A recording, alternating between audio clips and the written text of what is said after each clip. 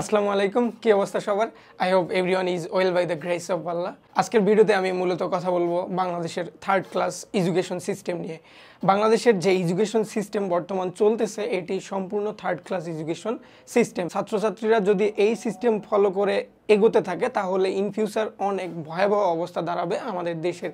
কারণ আজকের ছাত্রছাত্রীরাই আগামী দিনে দেশ চালাবে। দেশের বিভিন্ন জায়গায় তারা অবস্থান নেবে। তারা যদি ক্রিয়েটিভ না হয়, তারা যদি ভালো কিছু শিখে যেতে না পারে, সেক্ষেত্রে তারা কিন্তু ভালোভাবে কাজ করতে পারবে না এবং দেশের মানুষের জন্য সেটা একটা ভয়াবহ অবস্থা বয়ে নিয়ে আসবে। সো আমাদেরকে অবশ্যই সচেতন থাকতে হবে এবং এই এডুকেশন সিস্টেম যত দ্রুত সম্ভব চেঞ্জ করতে হবে। বর্তমান যে টিচাররা আছে বিভিন্ন প্রতিষ্ঠানে, বিভিন্ন ইনস্টিটিউটে, এই টিচাররা এই সিস্টেমের সাথে অ্যাডাপ্ট করতে পারতেছে না। কারণ তারা একটা সিস্টেম ফলো করে আসছিল, তারা যেভাবে পড়ে আসছে সেই সিস্টেমটি পুরা চেঞ্জ করে দেওয়া হয়েছে, যেটা বর্তমান টিচারদের উপর বাজেভাবে একটা ইফেক্ট ফেলেছে, যেটা স্টুডেন্টদের উপর ইন ফিউচার বড়সড় ইফেক্ট ফেলবে, যেটা অনেক বেশি ক্ষতিকর হবে আমাদের জন্য। কারণ আজকের স্টুডেন্টরাই আগামী দিনে দেশ চালাবে। সো আমাদেরকে এখন থেকে সচেতন হতে হবে।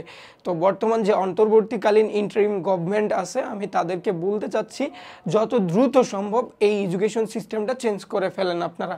বিকজ এই এডুকেশন সিস্টেম যদি আমাদের দেশে চলতে থাকে তাহলে ইন ফিউচার আমাদের দেশের অবস্থা খুবই ভয়াবহ হয়ে যাবে। কারণ আমরা এই এডুকেশন সিস্টেম ফলো করে অভ্যস্ত না। আর এই এডুকেশন সিস্টেমে যে সকল পড়ালেখা রাখা হয়েছে, বইগুলো যেভাবে সাজানো হয়েছে, আমার মনে হয় টিচাররা এগুলোর সাথে অ্যাডাপ্ট করতে পারবে না। এত সহজে এগুলোর সাথে অ্যাডাপ্ট করা যাবেও না। কারণ দীর্ঘ সময়ের ব্যাপার, এটা একটা দীর্ঘ সময়ের ব্যাপার। এইভাবে হুট করে চেঞ্জ করে দিলে টিচাররা কিন্তু দ্রুত নিজেদেরকে সুইচ করাতে পারবে না। বিকজ টিচাররা ফলো করে আসছিল একটা সিস্টেম, কিন্তু এখন হয়ে গেছে আরেকটা সিস্টেম।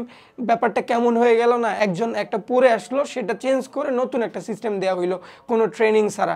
যদি ট্রেনিং না দিয়ে এরকম সিস্টেম একজনের গায়ে চাপিয়ে দেওয়া হয়, সেক্ষেত্রে সে ভালো করবে না, এটাই স্বাভাবিক। সো সবাই সাবধান এবং এডুকেশন সিস্টেম চেঞ্জ করা নিয়ে আমরা সবাই কথা বলি। যাদের এই ভিডিওটি ভালো লাগবে তারা অবশ্যই লাইক, কমেন্ট এবং শেয়ার দিয়ে আমার ভিডিওটি আরও 8-10 জনকে দেখার সুযোগ করে দেবেন। এডুকেশন সিস্টেম চেঞ্জ নিয়ে তারাও যেন কথা বলতে পারে। কমেন্ট করে জানাবেন যে এডুকেশন সিস্টেম চেঞ্জ করা দরকার কি না।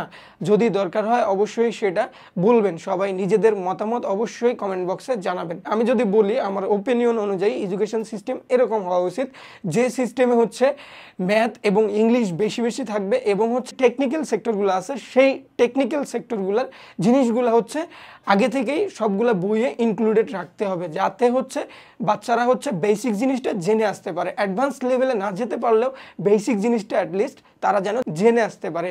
এবং প্রত্যেকটা ইনস্টিটিউটে আইটির একজন করে টিচার রাখতে হবে এবং টেকনিক্যাল সেক্টরে যে একটু স্কিলড এবং সব ক্ষেত্রে যার নলেজ আছে সেই ধরনের টিচার প্রতিটা ইনস্টিটিউটে রাখতে হবে।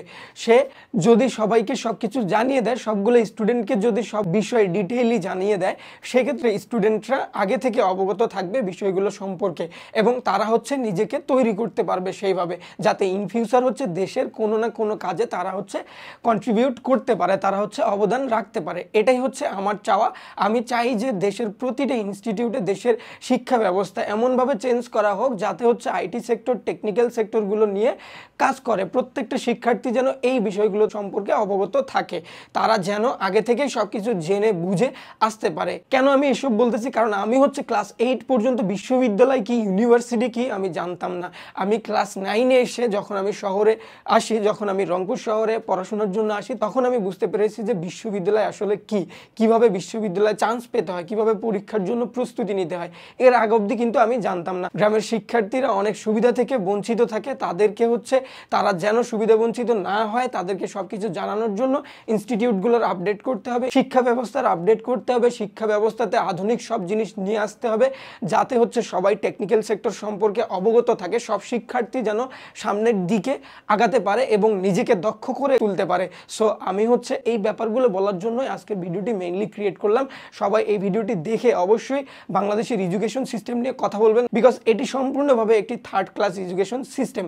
আমার যেটা মনে হয় এই এডুকেশন সিস্টেম ফলো করলে সবগুলো স্টুডেন্ট ইন ফিউচার খুবই ভয়াবহ অবস্থা দিয়ে দিন পার করবে, কারণ হচ্ছে তারা কিছু শিখতে পারবে না। প্র্যাকটিক্যালি তাদেরকে যা শিখাতে বলা হচ্ছে সেই বিষয়গুলো টিচাররাও ঠিকঠাক মতো জানে না, তারা উল্টাপাল্টা সব কিছু শিখাচ্ছে এবং যেভাবে পরীক্ষা নেওয়া হচ্ছে এই পরীক্ষা নেওয়ার প্রসেসটা কমপ্লিটলি আননেসেসারি বলে আমার মনে হয়। সো সবাই আমরা এখন থেকে কেয়ারফুল হয়ে যাই, ইন ফিউচার আমাদের বাচ্চারা, আমাদের ভাই বোনরা যাতে ভয়াবহ সিচুয়েশন পার না করে সেদিকে আমরা এখন থেকে খেয়াল রাখবো এবং এডুকেশন সিস্টেম চেঞ্জ করার জন্য সবাই আমরা ইন্টারিম গভর্নমেন্টকে বলবো এবং হচ্ছে আমরা কমেন্ট করে জানাবো, বিভিন্ন ওয়েতে আমরা হচ্ছে এই বিষয়গুলো তুলে ধরার চেষ্টা করব যাতে হচ্ছে তারা যত দ্রুত সম্ভব এই এডুকেশন সিস্টেম চেঞ্জ করে এবং হচ্ছে বইগুলো এমন সুন্দরভাবে যেন সাজায় যেখানে হচ্ছে আইটি সেক্টর, টেকনিক্যাল সেক্টর, বিভিন্ন ইঞ্জিনিয়ারিং সেক্টর, মেডিকেল সেক্টরের যে বিষয়গুলো এগুলো হচ্ছে বেসিক জিনিসটা অ্যাটলিস্ট যেন তারা হচ্ছে বইয়ের মধ্যে ইনক্লুড করে দেয়।